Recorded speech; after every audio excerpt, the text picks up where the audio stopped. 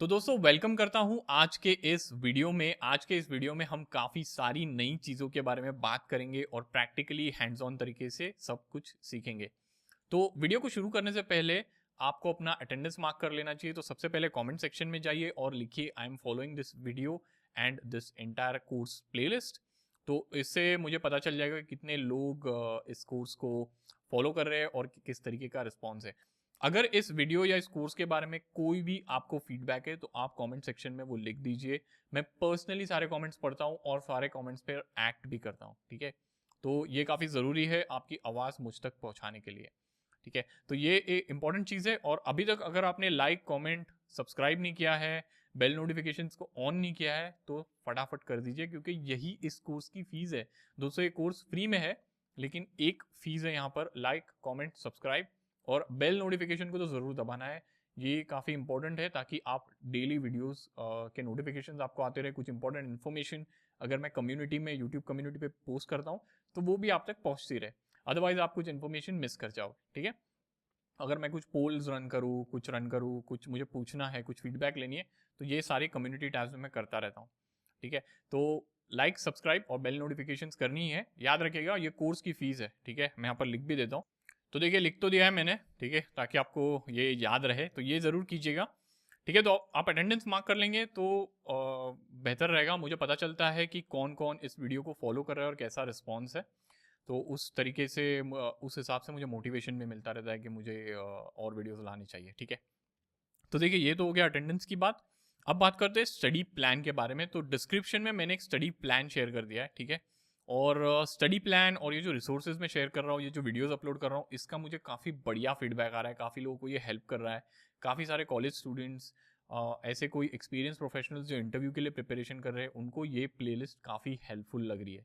ठीक है, तो जितना भी आप लव शोकेस कर रहे हो, कमेंट्स में मुझे मैसेजेस कर रहे हो, उसके लिए बहुत बहुत थैंक यू। ठीक है, तो स्टडी प्लान जो है उस पर मुझे काफ़ी बढ़िया फीडबैक मिली है। स्टडी प्लान काफ़ी हेल्पफुल रहा है। स्टडी प्लान अगर आपको नहीं पता क्या है तो डिस्क्रिप्शन में मैंने एक लिंक दे दिया है। ये एक तरीके की शीट है, गूगल स्प्रेडशीट, जिसमें कोर्स की सारी information along with A daily study plan मैंने बनाई है और ये जो लर्नर्स है कोर्स के उनके साथ शेयर की है। तो देखिए ऐसी कुछ शीट दिखती है।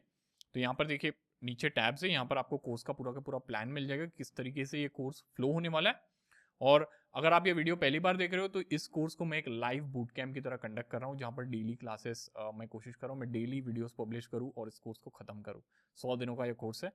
ठीक है, टेक स्टैक के बारे में बात करेंगे। यहाँ पर टेक स्टैक ये सारी यूज़ हो रही है। ठीक है, फीस वगैरह सब कुछ लिख दिया है मैंने। फीस वैसे कुछ है नहीं, लाइक कमेंट सब्सक्राइब कीजिए, सपोर्ट कीजिए, बेल नोटिफिकेशन ऑन कीजिए, बस वही फीस है। उसी से हमें खुशी मिल जाती है, वही हमारी करेंसी है। ठीक है, डेली स्टडी प्लान को शेयर किया जो काफ़ी हेल्पफुल रहा है। तो यहाँ पर प्लेलिस्ट के लिंक है, इसको बुकमार्क कर लीजिए।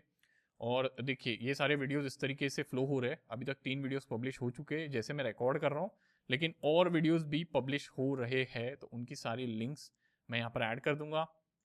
यहाँ पर नोट्स के बारे में भी अपडेट्स दिया जा रहा है कि नोट्स अवेलेबल है या नहीं, किन वीडियोस में किन वीडियोस के नोट्स प्रिपेयर्ड है। तो मैं आपको बता दूं, गिटअप रेपो की लिंक आपको डिस्क्रिप्शन में मिल जाएंगी, कोर्स नोट्स की लिंक आपको डिस्क्रिप्शन में मिल जाएंगी, और जैसे ही ये सारी चीज़ें अवेलेबल होती है यहाँ पर मैं अपडेट करता रहता हूँ।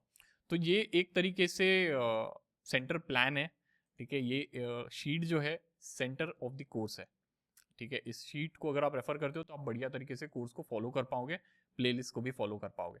ठीक है, तो और डिस्क्रिप्शन में मैं फिर से बोल देता हूँ, देखिए लास्ट पॉइंट यहाँ पे लिखा भी है कि डिस्क्रिप्शन को आप प्रॉपरली रेफर कीजिए, क्योंकि डिस्क्रिप्शन में मैं कुछ इंपॉर्टेंट लिंक्स डाल देता हूँ जिससे आपको मदद हो जाती है। जैसे कि गिटअप रेपो की लिंक डिस्क्रिप्शन में मिलेगी, कोर्स नोट की लिंक डिस्क्रिप्शन में मिलेगी, स्टडी प्लान की लिंक डिस्क्रिप्शन में मिलेगी, सब कुछ डिस्क्रिप्शन में मिलेगा। अगर कोई इंपॉर्टेंट लिंक्स मैं वीडियो के दौरान आपको सिखाते वक्त शोकेस करता हूँ, वो भी मैं डिस्क्रिप्शन में ऐड करता हूँ। तो डिस्क्रिप्शन बहुत इंपॉर्टेंट है, आप एक बार उसको रेफर कीजिएगा। ठीक है, आपके लिए काफ़ी हेल्पफुल होने वाला है, एक अच्छा स्टडी मटेरियल आपको मिल जाता है। ठीक है, गिटअप रेपो को भी मैं शेयर कर रहा हूँ, लेकिन मैं रेकमेंड करूँगा कि गिटअप रेपो को आप तभी यूज़ कीजिए जब आप कहीं पर स्टक हो जाए। ठीक है, देखिए आप कोड कीजिए मेरे साथ, वीडियो को देखते देखते मेरे साथ कोड कीजिए। मैं अगर कुछ एग्जाम्पल टाइप कर रहा हूँ, आप भी टाइप कीजिए। उसी तरह से सीखोगे आप और उसी तरह से आपका लर्निंग एक्सपीरियंस जो है वो बेटर होगा। अगर आप कहीं पे स्टक हो जाते हो, तो अगर आपको देखना है कि ये कोड तो नहीं चल रहा है, मैंने क्या लिखा है वीडियो में, तो आप गिटहब रेपो पे जाके वो कोड को चेक कर सकते हो।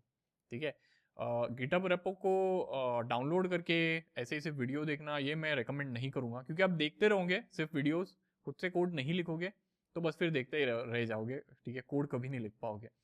कोड लिखना ज़रूरी है, ठीक है, और इसीलिए ये कोर्स मैंने काफ़ी हैंड्स ऑन तरीके से बनाया है, ठीक है, तो ये काफ़ी ज़रूरी हो जाता है और काफ़ी इंपॉर्टेंट पॉइंट है और इसीलिए मैं इस पर इतना स्ट्रेस कर रहा हूँ, ठीक है।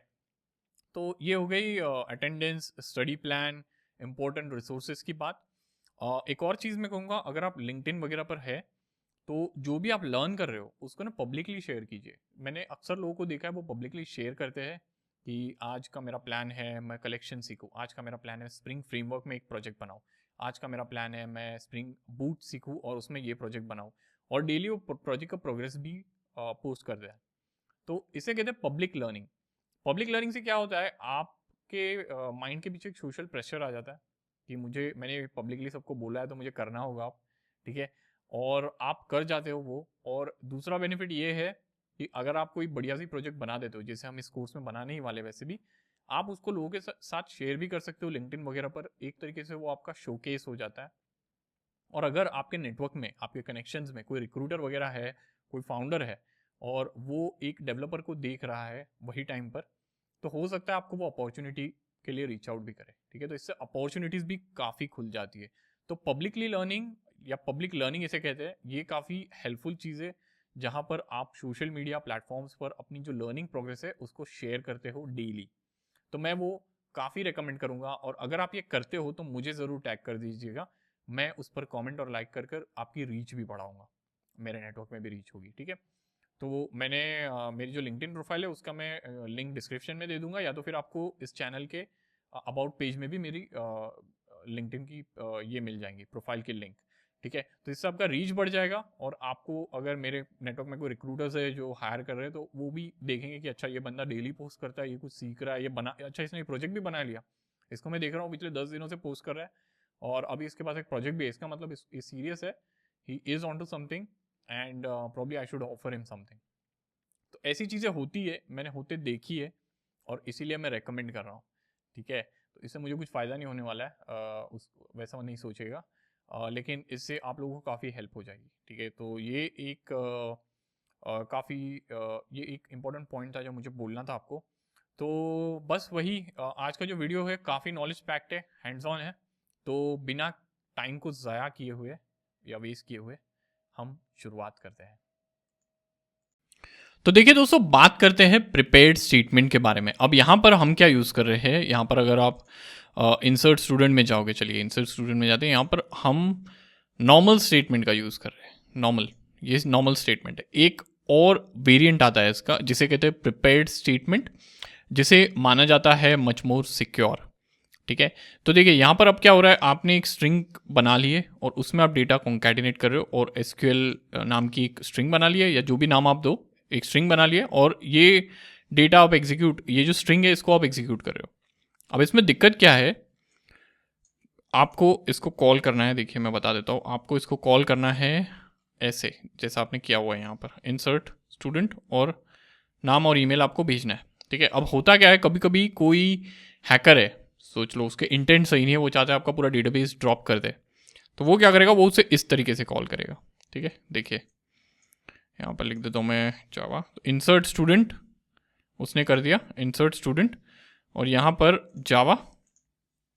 अब देखिए इसको अनकमेंट करता हूँ अगर मैं, तो ये जावा, और फिर जावा के साथ उसने ड्रॉप टेबल स्टूडेंट नाम की कमांड ऐड कर दी, और फिर hack@example.com, ठीक है। इसको मैं क्या करता हूँ, यहाँ पर कॉल करता हूँ, यहाँ पर एरर दे रहा है, यहाँ पर कॉल करता हूँ, तो देखिए ये एक वैलिड कॉल है, करेक्ट, ये वैलिड है, ये कॉल जो हम कर रहे हैं इंसर्ट स्टूडेंट के लिए वैलिड है। लेकिन इसमें क्या है, इसमें ड्रॉप की कमांड है, इसकी मदद से वो आपकी टेबल ड्रॉप कर पा रहा है, ठीक है। तो ये पॉसिबल है अगर आप इस तरीके का कोड लिखो, तो स्टेटमेंट्स का इस्तेमाल करो और नॉर्मल स्ट्रिंग कॉन्कैटिनेशन का इस्तेमाल करो, तो ये पॉसिबल है। अब होगा क्या पता है, ये जावा नाम का जो चीज़ है, ये जावा, ये इंसर्ट भी हो जाएगा और टेबल भी ड्रॉप हो जाएगी आपकी स्टूडेंट की, ठीक है।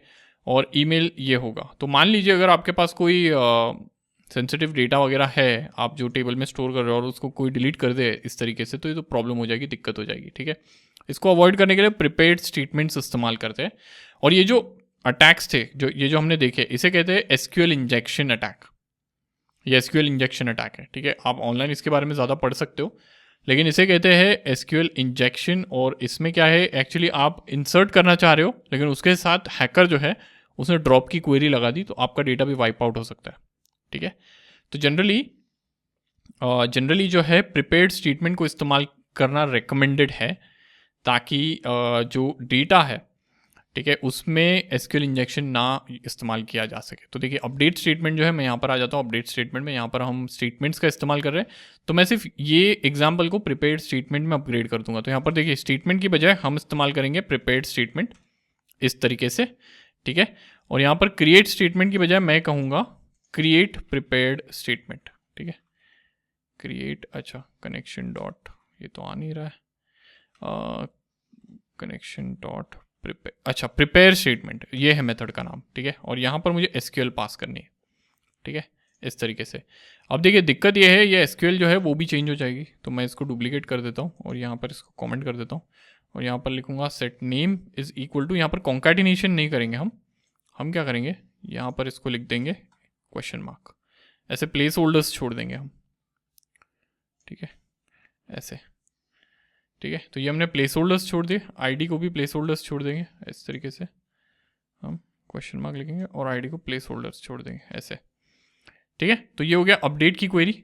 अब यहाँ पर वैल्यूज सेट करनी है, तो ये हम कैसे करेंगे, तो यहाँ पर आ जाएंगे विद इन दिस और यहाँ पर हम कहेंगे ये STMT है, तो इसको PSTMT कर देते हैं क्योंकि प्रिपेयर्ड स्टेटमेंट है। तो PSTMT डॉट सेट स्ट्रिंग, ठीक है। आपको स्ट्रिंग सेट करना है, तो आप कहेंगे 1 और फिर नेम यहाँ पर लिखोगे, ठीक है। तो ये पहली जो स्ट्रिंग है, पहली इंडेक्स, देखिए पैरामीटर इंडेक्स 1, तो पहली वाली जो स्ट्रिंग है, पहला जो प्लेस होल्डर, वहाँ पे नेम सब्स्टिट्यूट होना है। फिर आप कहोगे इसको डुप्लीकेट कर देते हैं, ईमेल, ऐसे, और ये हो गया 2 यहाँ पर, फिर डुप्लीकेट कर देते हैं और फिर इसको कर देते हैं 3। तो ये सेट स्ट्रिंग के बजाय सेट इंटीजर इसको करेंगे, क्योंकि ये इंटीजर है लास्ट वाला आईडी, तो 3 की जगह आईडी आ जाएगा यहाँ पर, ठीक है। और फिर यहाँ पर कर देंगे PSTMT डॉट एग्जीक्यूट अपडेट, और यहाँ पर SQL की ज़रूरत है नहीं, तो ये PSTMT एग्जीक्यूट अपडेट, इंटीजर रो आपको मिल जाएगी और रो प्रिंट हो जाएगी, ठीक है। अब इसको अगर रन करते हैं, तो सबसे पहले तो मुझे लगता है मुझे इंसर्ट करना चाहिए डेटा, क्योंकि डेटा इंसर्टेड ही नहीं है, ठीक है। तो डिलीट को मैं कमेंट कर देता हूँ, इंसर्टेड को इनेबल कर देते हैं और इसको रन करते हैं। तो एक डेटा इंसर्ट हो जाएगी, देखिए इंसर्ट हो गई, अपडेट कुछ भी नहीं हुआ और ये डेटा हमें मिला। अब अपडेट क्यों नहीं हुआ, क्योंकि आईडी जो है यहाँ पर हम अपडेट करने में आईडी डाल रहे हैं 1 डाल रहे हैं और डेटाबेस में है 2, तो मैं 2 ऐड कर देता हूँ और इसको रन कर देते हैं। तो देखिए ये जो पर्सन विद आईडी 2 था वो अपडेट हो चुका है बॉब में, आप देखोगे यहाँ पर, ठीक है, बॉब में अपडेट हो चुका है और बॉब आप पास कर रहे हो, तो ये बिल्कुल सही तरीके से रन हो रहा है। और हमने यहाँ पर इस्तेमाल किया है प्रिपेयर्ड स्टेटमेंट का, ठीक है। कहाँ गई अपडेट की क्वेरी, ये रही, हमने यहाँ पर इस्तेमाल किया प्रिपेयर्ड स्टेटमेंट का। देखिए फंडा सिंपल है, यहाँ पर चीज़ों को कॉन्कैटिनेट हम पहले कर रहे थे, कॉन्कैटिनेशन की बजाय हमने प्लेस होल्डर्स ऐड कर दिए। ये हमने क्यों किया, सिक्योरिटी स्टैंड पॉइंट, जैसे कि मैंने दिखाया आपको, कोई ड्रॉप भी कर सकता है, कोई डिलीट कर सकता है आपके टेबल को एक स्ट्रिंग में एडिशनल क्वेरी ऐड करके, और वो डिलीशन क्वेरी ऐड करके SQL इंजेक्शन की मदद से आपका जो डेटाबेस है उसको वाइप आउट भी कर सकता है, ठीक है। तो यहाँ पर हमने प्लेस होल्डर ऐड कर दी। अब प्लेस होल्डर का इस्तेमाल कर रहे हो तो आपको प्रिपेयर्ड स्टेटमेंट की ऑब्जेक्ट बनानी होगी, क्योंकि प्लेस होल्डर्स है। और फिर जो स्टेटमेंट प्रिपेयर होता है उसमें आप इंडेक्स लो, तो पहला वाला जो प्लेस होल्डर है उसकी जगह पे नेम, दूसरा वाले की जगह पे ईमेल, तीसरा वाले की जगह पर आईडी, और फिर उसको एग्जीक्यूट कर दो, तो ये एग्जीक्यूट हो गई है सिंपल तरीके से, ठीक है। तो उम्मीद करता हूँ ये प्रिपेयर्ड स्टेटमेंट का कॉन्सेप्ट आपको समझ में आया, ये काफ़ी इंपॉर्टेंट है समझने के लिए, और उम्मीद करता हूँ ये काफ़ी क्लियर रहा। तो दोस्तों बात करते हैं ट्रांजैक्शंस के बारे में। ये एक इम्पॉर्टेंट कॉन्सेप्ट है और आगे चलकर आप अगर थोड़ा एडवांस डेवलपमेंट करते हो, एडवांस लेवल पर प्रोजेक्ट्स बनाते हो, प्रोडक्शन ग्रेड लेवल पर काम करते हो, कंपनीज ज्वाइन करते हो, तो आपको ये जो कॉन्सेप्ट्स है वो काफ़ी हेल्प करेंगे, ठीक है। तो सबसे पहले तो बात करते हैं ट्रांजैक्शन होता क्या है, ठीक है। तो ये देखिए, ये यहाँ पर डेफिनेशन लगा देता हूँ ट्रांजैक्शन की। तो ट्रांजैक्शन एक ऐसा ग्रुप ऑफ ऑपरेशंस है, ठीक है, जो एक single logical unit of work की तरह ट्रीट किया जाता है, ठीक है, तो अगर ये समझ में आया तो बढ़िया बात है, नहीं आया तो इसको ब्रेक डाउन करते और आसानी से समझते कि इसका मतलब क्या हुआ। ठीक है, देखिए आप कभी भी अगर किसी तरह के एप्लीकेशन पर काम कर रहे हो तो देखिए आप एक ऑपरेशन करोगे। जनरली एक ऑपरेशन का मतलब कोई भी एक चीज करोगे, यानी कि आपने डेटा इंसर्ट कर दिया फॉर एग्जांपल, तो यहाँ पर लिख देता हूँ data inserted in one table. ठीक है, कभी कभार ऐसा होगा कि आप कुछ कॉम्प्लेक्स ऑपरेशंस कर रहे हो और कॉम्प्लेक्स चीज पर काम कर रहे हो जहां पर आपको मल्टीपल ऑपरेशंस करने की जरूरत है। मैं आपको एक एग्जांपल दे देता हूं। ठीक है, जैसे कि ऑर्डर प्लेस होना। ठीक है, ऑर्डर प्लेस होना, तो ऑर्डर प्लेस होना, एक वेबसाइट पे आप जाते हो, आप ऑर्डर प्लेस करते हो। अब आपके लिए तो ये एक सिंपल चीज है, आपने बटन दबा दिया, पेमेंट कर दी, लेकिन हाइंडसाइट में हो सकता है यहाँ पर मल्टीपल ऑपरेशंस रन होते हो। तो मैं बताता हूँ मल्टीपल ऑपरेशंस का मतलब हुआ क्या। ठीक है, तो सबसे पहले तो जैसे ही आपकी पेमेंट कंफर्म होती है तो लॉग पेमेंट कंफर्मेशन। अभी लॉग पेमेंट कंफर्मेशन का मतलब है ये किसी टेबल में एंट्री होगी, पेमेंट टेबल में। ठीक है, तो एग्जांपल दे देता हूँ, पेमेंट्स टेबल यहाँ पर। ठीक है, तो ये पेमेंट कंफर्मेशन लॉग हुई सबसे पहले, यहाँ पर इसको बुलेट फॉर्म में भी कर देते हैं। ठीक है, तो ये हो गया पहला स्टेप। दूसरा स्टेप यहाँ पर हो सकता है, मैं देखिए खुद से एक एग्जांपल बना रहा हूँ, ये एक एग्जांपल दे रहा हूँ, हो सकता है आपके सिनेरियो में, अगर आप कोई एप्लीकेशन पर काम कर रहे हो, आपके सिनेरियो में चीजें अलग चलती हो। ठीक है, तो सबसे पहले तो मैंने पेमेंट कंफर्मेशन को लॉक कर दिया कि भाई पेमेंट हो चुका है कस्टमर का, इसकी पेमेंट आईडी और किस मेथड से इसने कितना पे किया है, ये सारी चीजें को सेव कर लो। ठीक है, ये सबसे पहला स्टेप। दूसरा स्टेप, जो प्रोडक्ट से वो कार्ट से मूव करके, products moved from carts to orders, तो जो कार्ट में उसने प्रोडक्ट ऐड किए हुए थे जिसको उसने चेकआउट किया है, ठीक है, उसको अब ऑर्डर में मूव कर दीजिए क्योंकि ये ऑर्डर कंफर्म हो चुका है। ठीक है, और फिर update order state to confirmed, ये नेक्स्ट ऑपरेशन हो गई। ठीक है, उसके बाद अगला ऑपरेशन होगा कि इंटीमेट सेलर्स या नोटिफाई सेलर्स अबाउट ऑर्डर। ठीक है, और फिर send order confirmation and generate invoice. ठीक है, तो इतने सारे स्टेप्स हुए हैं हमारी ई कॉमर्स एप्लीकेशन में। ये जस्ट मैं एक एग्जांपल दे रहा हूँ। अच्छा, एक और स्टेप तो मैं भूल ही गया कि ऑर्डर जैसे ही कंफर्म होता है तो इसके बाद हमें स्टॉक भी अपडेट करना है। ठीक है, स्टॉक अपडेशन, कि 4 प्रोडक्ट्स ऐड हुए तो 4 से माइनस करना है स्टॉक को, कि अब 4 प्रोडक्ट्स बिक चुके हैं। ठीक है, तो ये भी आप करोगे।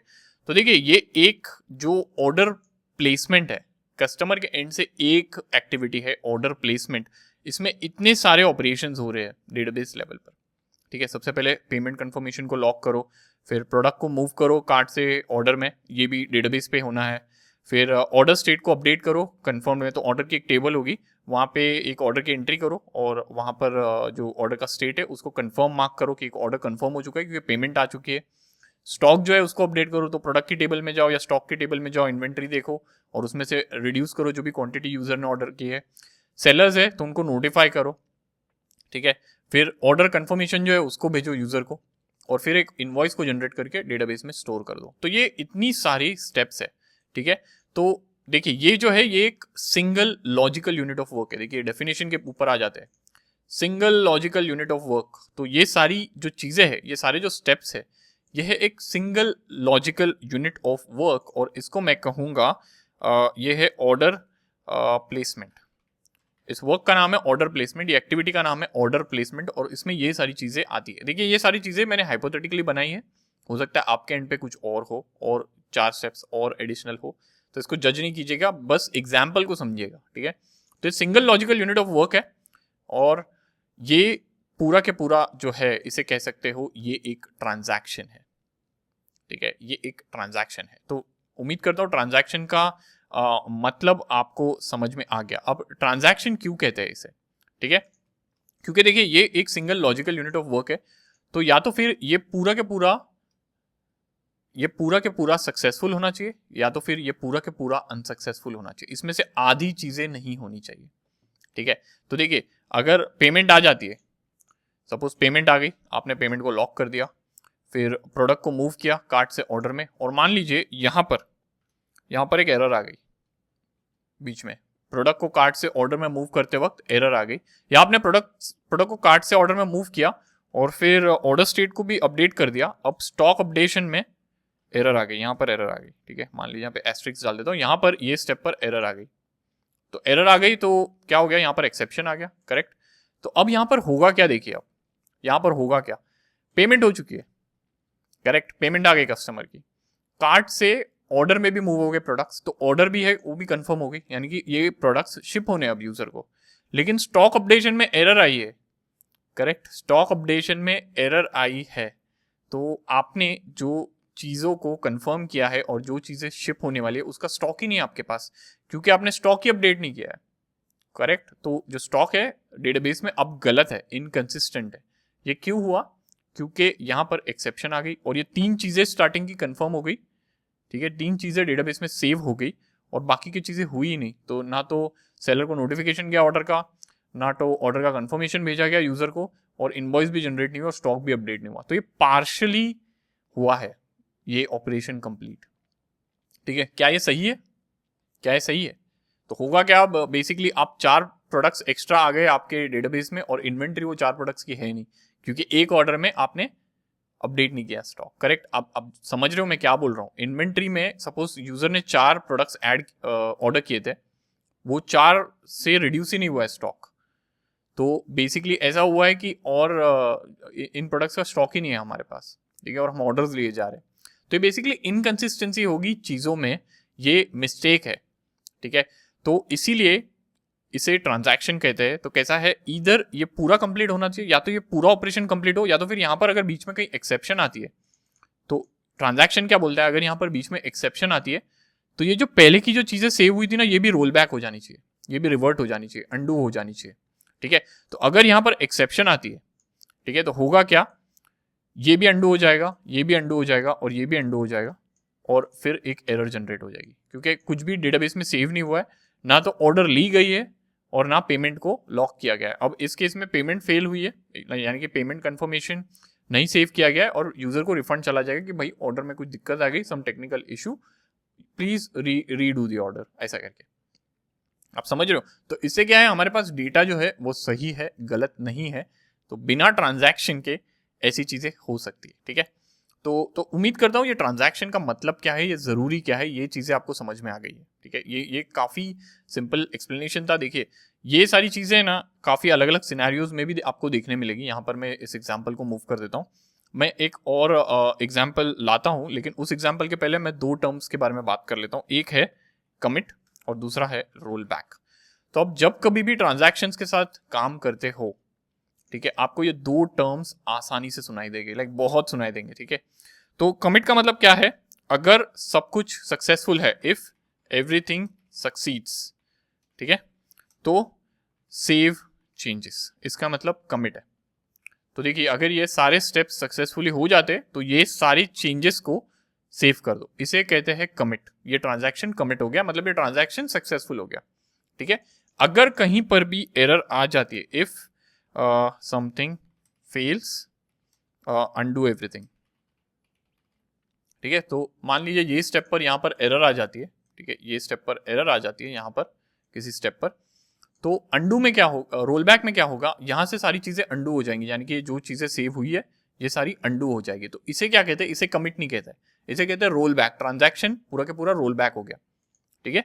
तो ये जो पूरा यूनिट ऑफ वर्क था, ये पूरा जो ट्रांजैक्शन था ये होना था, इसमें इतनी सारी चीजें होनी थी, ठीक है, लेकिन यहाँ पर बीच में कहीं एरर आ गई, कुछ दिक्कत हो गई, तो यहाँ से जो चीजें थी जो हुई थी यहाँ तक, वो रोल बैक हो गई।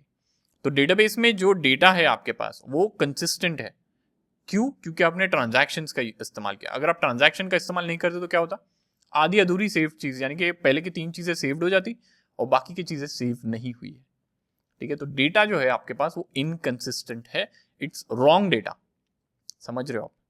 तो उम्मीद करता हूँ ये ट्रांजैक्शन की जो चीजें है, ये ट्रांजैक्शन है क्या, ये आपको क्लियर हो चुका है। मैं आपको एक और एग्जांपल दे सकता हूँ, ठीक है। मान लीजिए आपके पास एक बैंक अकाउंट है, ठीक है, तो ये एक ये कस्टमर ए का अकाउंट है, ठीक है, और यहाँ पर है कस्टमर बी का अकाउंट, ये बी का अकाउंट है, ठीक है। तो यहाँ से यहाँ कुछ पैसे डेबिट होने, यहाँ से यहाँ कुछ पैसे ट्रांसफर होने, ठीक है। तो पैसे ट्रांसफर करने का क्या स्टेप्स होगा, ठीक है। सबसे पहले तो debit from account A, correct, debit from account A, सबसे पहला स्टेप ये होगा। फिर ऐड या क्रेडिट इन अकाउंट बी, ठीक है। ये दो स्टेप्स हो गए। अगर अभी क्रेडिट करने में कोई दिक्कत आ जाती है, कोई एक्सेप्शन आ जाती है, तो ये पूरा का पूरा ट्रांजैक्शन रोल बैक होना है, करेक्ट। ये पूरा का पूरा ट्रांजैक्शन जो है वो रोल बैक होना है। और अगर ये सक्सेसफुल हो जाता है तो इसे क्या कहेंगे, कमिट। ये कमिट हो चुका है ट्रांजैक्शन, ठीक है। तो ये है, इस ट्रांजैक्शन को आप नाम भी दे सकते हो, जैसे कि मनी ट्रांसफर। ये पूरा का पूरा जो ट्रांजैक्शन है इसमें मल्टीपल ऑपरेशंस इन्वॉल्व है, 2 ऑपरेशंस इन्वॉल्व है। एक है डेबिट फ्रॉम अकाउंट ए, यानी कि ये अकाउंट में जो बैलेंस है इसको माइनस कीजिए। सपोज आप 100 रुपये ट्रांसफर कर रहे हो तो -100 कीजिए यहाँ पर, और यहाँ पर +100 कीजिए, ठीक है। अब दोनों में से एक ऑपरेशन में अगर एरर आ जाती है तो पूरा के पूरा ट्रांजैक्शन रोल बैक हो जाएगा। अगर एरर नहीं आती है तो पूरा के पूरा ट्रांजैक्शन क्या होगा, कमिट होगा। कमिट और रोल बैक का मतलब उम्मीद करता हूँ आपको समझ में आ गया। ये सिंपलेस्ट एक्सप्लेनेशन है, आपको वेब पे मिलेगा, ठीक है। अब ट्रांजैक्शन की अगर बात करें ना, तो ट्रांजैक्शन की बात करने में कुछ प्रॉपर्टीज है जो आपको पता होनी चाहिए। तो उस प्रॉपर्टीज को कहते हैं एसिड, ACID, ऐसे लिख देता हूँ, ठीक है। अब एसिड का मतलब है एटॉमिसिटी, ठीक है। ये सारी प्रॉपर्टीज है। सी का मतलब है कंसिस्टेंसी, ठीक है। इस सारी चीजें मैं बताऊंगा। आई का मतलब है आइसोलेशन, ठीक है। और डी का मतलब है ड्यूरेबिलिटी। तो ट्रांजैक्शंस जो भी आप करते हो उनकी ये प्रॉपर्टी होती है। एटॉमिसिटी का मतलब क्या है, या तो ये सारी चीजें कंप्लीट होगी या तो कुछ भी कंप्लीट नहीं होगा। सेम गोस ओवर हियर, ये भी सारी चीजें कंप्लीट होगी। 2 ऑपरेशन है इसमें, सिर्फ ये दोनों कंप्लीट हो गए या तो फिर ये दोनों नहीं हो गए। इसे कहते हैं एटॉमिसिटी। तो या तो पूरा दो या तो फिर कुछ भी मत दो, इसे कहते हैं एटॉमिसिटी। तो ये होगी सबसे पहली प्रॉपर्टी। और ये क्यों जरूरी है ये भी मैंने आपको बताया। ये क्यों जरूरी है ये भी मैंने आपको बताया, क्योंकि ये कंसिस्टेंट रहे डेटा हमारे पास, ठीक है। डेटा सही रहे हमारे पास। कंसिस्टेंसी, अब कंसिस्टेंसी का मतलब क्या है, देखिए ऑर्डर प्लेस करने से पहले एक स्टेट था डेटाबेस का, ऑर्डर प्लेस करने के बाद दूसरा स्टेट था डेटाबेस का, करेक्ट। तो डेटाबेस एक स्टेट से दूसरे स्टेट में जा रहा है, करेक्ट। तो ये जो ट्रांजिशन है एक स्टेट से दूसरे स्टेट में, ये कंसिस्टेंट होना चाहिए, ऐसा नहीं कि आधा अधूरा होना चाहिए। ये है दूसरी प्रॉपर्टी। तो यहां पर अगर ये ट्रांजैक्शन में आप नहीं लिखते हो तो ये आधा अधूरा होता है, ठीक है। लेकिन ट्रांजैक्शन के साथ आपको कंसिस्टेंसी मिलती है। तो ये हो गई दूसरी प्रॉपर्टी।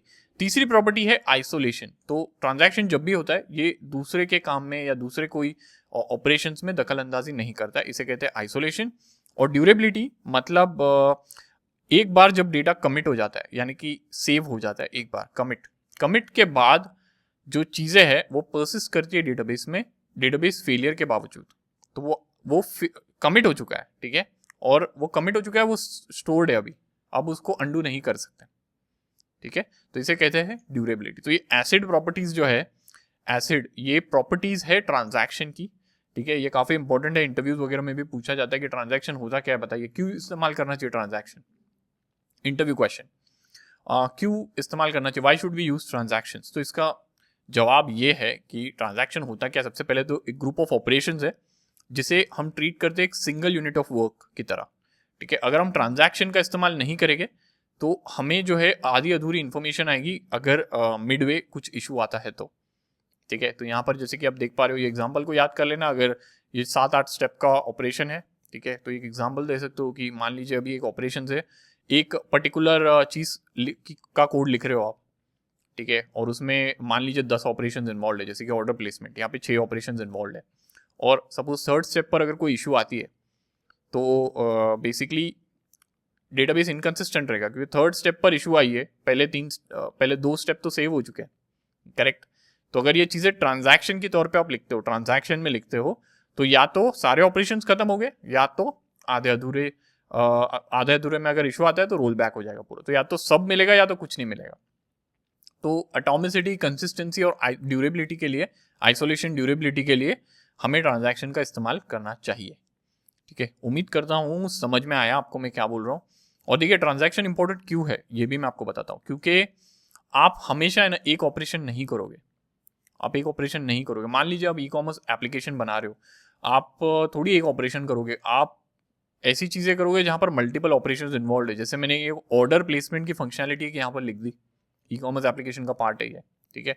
ऑर्डर आप प्लेस कर रहे हो तो इसमें देखिए कितने ऑपरेशंस इन्वॉल्व है, और ऑपरेशंस इन्वॉल्व हो गए आपके डोमेन स्पेसिफिक, ये तो मैंने स्टैंडर्ड लिख दिया यहाँ पर, ठीक है। अगर आपकी कोई स्पेसिफिक रिक्वायरमेंट्स है तो वो भी आ जाएगी यहाँ पर। तो देखिए ये सिंगल ऑपरेशंस भी आप करोगे और मल्टी ऑपरेशन वाले काम भी आप करोगे, ठीक है। आप प्रोडक्शन लेवल पे जाओगे तब, और तभी ट्रांजैक्शंस का नाम आपको काफ़ी बार सुनाई देगा, आपको ट्रांजैक्शंस को काफ़ी बार इस्तेमाल करना होगा, और इसीलिए मैं चाहता हूँ कि ये कंसेप्ट आपके लिए क्लियर है, पूरी तरीके से क्लियर है, ठीक है।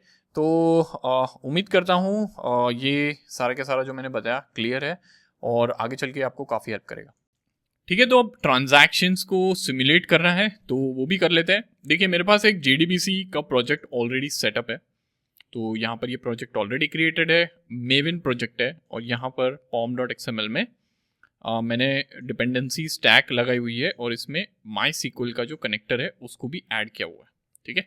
तो इतना मैंने किया हुआ है, और यहाँ पर मैं क्या करूँगा, एक नई क्लास बना दूंगा और यहाँ पर कहूँगा ट्रांजैक्शंस डेमो, ठीक है। अब आपके पास अगर ये सब सेटअप नहीं है, जैसे कि मैंने बताया pom.xml, और यहाँ पर ऐसी डिपेंडेंसी सेटअप नहीं है, ये एक मेविन प्रोजेक्ट है, आपको pom.xml उसके साथ मिल जाएगा और यहाँ पर ये डिपेंडेंसी लगा लेनी है, ठीक है। अब ट्रांजैक्शन डेमो में आ जाते हैं और यहाँ पर मैं क्या करूँगा, पब्लिक स्टैटिक वॉइड मेन लिख दूंगा यहाँ पर, ठीक है।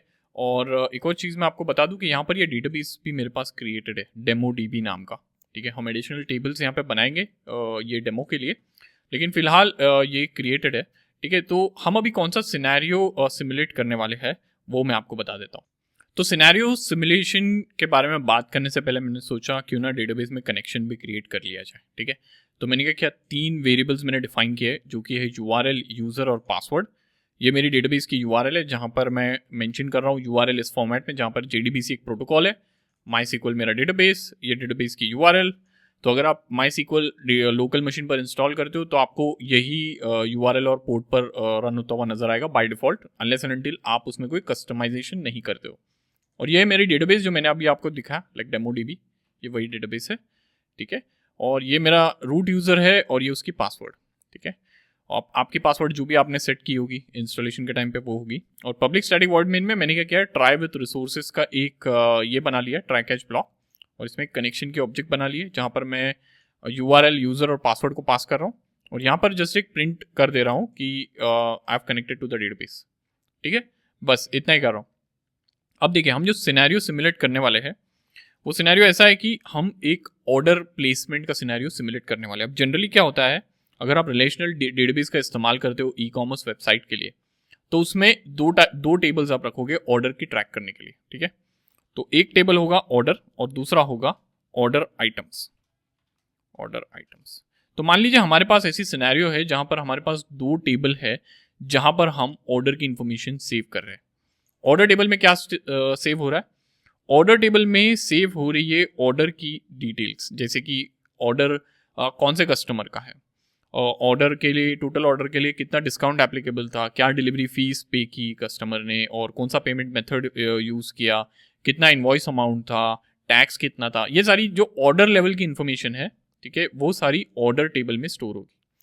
ऑर्डर आइटम्स में जो देखिए ऑर्डर के अंदर सारी आइटम्स होगी, लाइक आप 10 आइटम का ऑर्डर हो, 20 आइटम का ऑर्डर हो, 4 आइटम का ऑर्डर हो या 1 आइटम का ऑर्डर हो, तो वो आइटम्स को हम सेपरेट टेबल में स्टोर कर रहे हैं ऑर्डर आइटम्स नाम की, ठीक है। तो ये 2 टेबल होगी, और जैसे कि अभी उसने घी ऑर्डर किया, फॉर एग्जाम्पल मैं जस्ट एग्जाम्पल दे रहा हूँ, रैंडम एग्जाम्पल, या हैंकरचीफ ऑर्डर किया है, तो कितनी क्वांटिटी हैंकरचीफ, उसका SKU क्या था, SKU मतलब प्रोडक्ट ID, और उसका क्वांटिटी क्या थी, प्राइस क्या था, उस पर कोई डिस्काउंट एप्लीकेबल था क्या, और क्वांटिटी वगैरह, ये सारी चीज़ें लॉग हो जाएगी ऑर्डर आइटम में। अगर 10 आइटम्स ऑर्डर की है तो ऑर्डर आइटम में 10 एंट्री होगी, लेकिन ऑर्डर टेबल में एक ही एंट्री होगी क्योंकि एक ही ऑर्डर का पार्ट था वो, ठीक है। तो ऑर्डर लेवल इन्फॉर्मेशन ऑर्डर में जाएगी, ऑर्डर आइटम में आइटम लेवल इन्फॉर्मेशन। उम्मीद करता हूँ ये समझ गए, स्टैंडर्ड स्ट्रक्चर है। आप ई-कॉमर्स एप्लीकेशंस पर आगे जाकर काम करोगे तो इस तरीके का स्ट्रक्चर देखना काफ़ी कॉमन है, ठीक है। तो अब हम क्या करेंगे, सबसे पहले तो मैं यहाँ पर टेबल बना लेता हूँ, लेकिन टेबल बनाने से पहले मैं आपको ये बता दूँ, ये एग्जांपल मैंने पिक क्यों किया, क्योंकि ऑर्डर को कंप्लीट मार्क करने के लिए, ऑर्डर को प्रॉपरली ट्रैक करने के लिए हमें इन दोनों टेबल में एंट्री करनी होगी। सबसे पहले तो हमें ऑर्डर लेवल की जो इन्फॉर्मेशन है उसको लॉक करना होगा, और फिर ऑर्डर आइटम यानी कि ऑर्डर के अंदर जो भी आइटम्स है उसको भी हमें लॉक करना होगा, ठीक है। तो ऑर्डर आइटम्स टेबल में भी एक एंट्री जाएगी। तो ये दोनों को हम ट्रांजैक्शन का पार्ट बना सकते हैं, ठीक है। और ये दोनों रन होगी विद इन द ट्रांजैक्शन, और अगर कहीं पर भी ये दोनों में से एक भी जगह पर इशू आ जाती है या एक्सेप्शन आ जाती है तो पूरा का पूरा ट्रांजैक्शन रोल बैक होगा। तो या तो ये पूरा खत्म होगा, प्रॉपरली सेव होगा डेटा, या तो फिर कुछ भी सेव नहीं होगा, ठीक है। तो ट्रांजैक्शन की मदद से हम ये सिनेरियो सिमुलेट करेंगे, हम एरर ला के भी सिमुलेट करेंगे, ठीक है। तो ये है क्रक्स एग्जाम्पल का। अब सबसे पहले मैं क्या करूँगा, मैं यहाँ पर आ जाता हूँ, ठीक है, और यहाँ पर लिख दूंगा यूज़ डेटाबेस।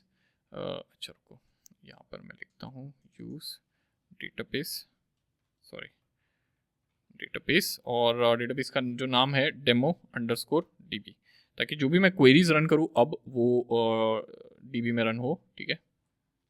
अच्छा सॉरी, ये डेटाबेस कीवर्ड नहीं आएगा यहाँ पर, इसलिए मुझे एरर आ रही है। तो यूज़ डेमो डीबी डायरेक्टली लिखना है। तो देखिए ये सक्सेसफुल हो गया। अब मैं डेमो डीबी का इस्तेमाल कर रहा हूँ यहाँ पर। तो अब यहाँ पर आ जाऊँगा और यहाँ पर मैं क्या करूँगा, मैं क्रिएट टेबल की 2 कमांड्स रन करूँगा, क्योंकि मुझे 2 टेबल्स क्रिएट करने हैं, ठीक है। तो सबसे पहले तो क्रिएट टेबल ऑर्डर्स ऐसे, और अच्छा ऐसे नहीं होगा लेकिन ये ऐसे होगा, सेमीकोलन, और यहाँ पर मेंशन करूँगा मैं आईडी इंटीजर, और यहाँ पर लिख दूंगा ऑटो इंक्रीमेंट ऐसे, और प्राइमरी की ऐसे। तो ये आईडी है, इंटीजर है जो कि ऑटो इंक्रीमेंट पर सेट किया गया है, और ये डेटाबेस का प्राइमरी की है। टेबल को सिंपल रखेंगे, ठीक है। सबसे पहले तो मैं यूज़र आईडी को मेंशन करूंगा, ये भी इंटीजर होगा, ठीक है। और इसको कस्टमर नेम सिंपल रखेंगे, लेकिन very close to real world. Real world में जैसा होता है वैसे ही हम इसको सिमुलेट करेंगे, लेकिन इन्फॉर्मेशन काफ़ी कम रखेंगे ताकि ज़्यादा कॉम्प्लेक्सिटी ना आए, और हमें हम जो कॉन्सेप्ट समझना है वो हमें समझ जाए, ठीक है। कस्टमर और फिर टोटल अमाउंट, ठीक है। तो ये होगा डबल, ठीक है। तो देख लीजिए इसमें क्या क्या स्टोर हो रहा है। ये ऑर्डर की आईडी, ये ऑटो जनरेटेड है, हम जनरेट नहीं करेंगे। यूजर आईडी, ये ऑर्डर किसको बिलोंग करता है। कस्टमर नेम, ये ऑर्डर जिसने किया है उसका नाम क्या है, ठीक है। और टोटल अमाउंट हम स्टोर करें। टोटल अमाउंट मतलब ये ऑर्डर की जो वैल्यू है वो हम स्टोर करें, ठीक है। एक दूसरी टेबल बना लेते हैं इसको सेम ऐसे। तो ऑर्डर आइटम्स ऐसे करके स्टोर कर लेते हैं। दूसरी हो गई आईडी, यूज़र आईडी। अब यूज़र आईडी के बजाय यहाँ पर मैं ले लूँगा ऑर्डर आईडी। ऑर्डर आईडी क्यों ले रहा हूँ, तो ये जो ऑर्डर आईडी है ये फॉरेन की रहने वाला है इस टेबल का, क्योंकि हमें तो मालूम होना चाहिए ना कि ये जो ऑर्डर जो हम स्टोर कर रहे हैं यहाँ पर, ऑर्डर की जो आइटम्स वो किस ऑर्डर को बिलोंग करती है, तो उसके लिए फॉरेन की रिलेशनशिप होना ज़रूरी है, करेक्ट। यहाँ पे अगर हम कोई ऑर्डर की आइटम इंसर्ट करते, फॉर एग्जाम्पल यूज़र ने टूथब्रश ऑर्डर कर दिया, ये टेबल में तो ऑर्डर की इन्फॉर्मेशन सेव हो गई, लेकिन टूथब्रश यहाँ पे इंसर्ट होना है, करेक्ट। टूथब्रश अब कौन से ऑर्डर को बिलोंग करता है, ये कौन से ऑर्डर का पार्ट है, तो उसके लिए ऑर्डर आईडी तो सेव करनी होगी, और वो ऑर्डर आईडी रेफर करेगा ये आईडी को, ठीक है। तो वो हम रिलेशनशिप बनाएंगे, और यहाँ पर आएगा प्रोडक्ट अंडरस्कोर नेम, और यहाँ पर टोटल अमाउंट के बजाय प्रोडक्ट का प्राइस, और एक और चीज़ को ऐड कर देते हैं प्रोडक्ट नेम के बजाय, प्रोडक्ट नेम के बाद में क्वांटिटी, और इसको रखेंगे इंटीजर इस तरीके से, ठीक है।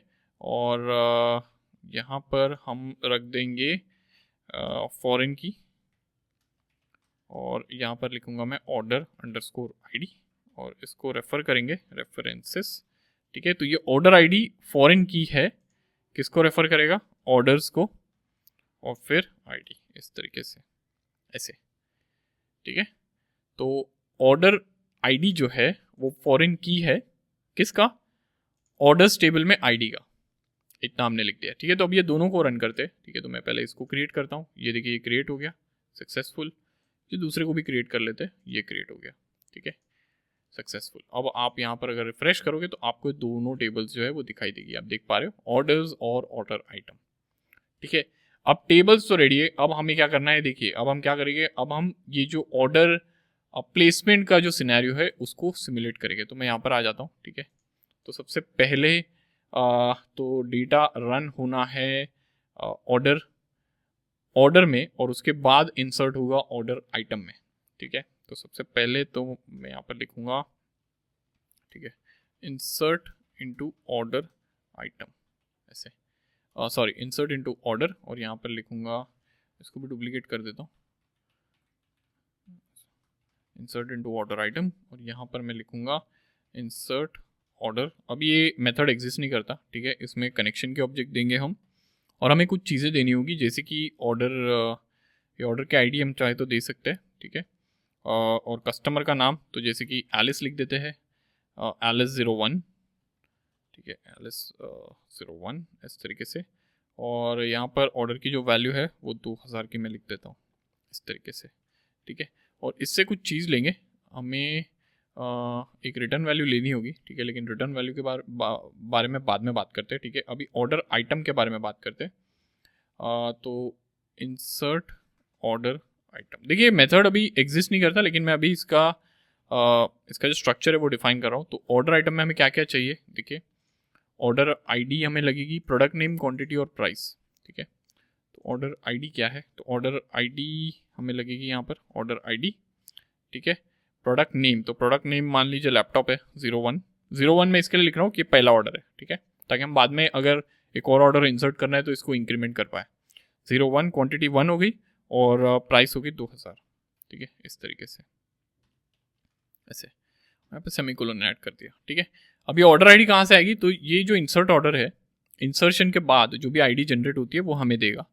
तो मैं क्या करूँगा, इंटीजर ऑर्डर आईडी, यहाँ पर इसको इस तरीके से सेव कर लूँगा। और मुझे क्या लगता है, मुझे लगता है हमें ये जो है ये यूज़र आईडी है, ऑर्डर आईडी नहीं होनी चाहिए, हाँ ये इसको एज ए यूज़र आईडी हम इंसर्ट करेंगे, क्योंकि आईडी जो है वो ऑटोमेटिकली जनरेट होने वाली है, ठीक है। तो ये यूज़र आईडी रहने वाली है हमारी, ठीक है। ये इतनी चीज़ होगी। अब हमें क्या करना चाहिए, इस मेथड को बना लेना चाहिए। तो यहाँ पर देखिए मेथड जनरेट हो चुका है, ये इंटीजर को रिटर्न करेगा, कनेक्शन आ गया यहाँ पर, इसके पास सारी चीज़ें आ चुकी है, और स्ट्रिंग यहाँ पर, अच्छा इसको चेंज करने की ज़रूरत है, तो ये स्ट्रिंग नहीं, ये होगा मेरे हिसाब से इसको नाम देना चाहिए customer name, sorry customer name, और फिर ये होना चाहिए था कस्टमर आईडी ऐसे, और ये होना चाहिए था प्राइस ऐसे, ठीक है।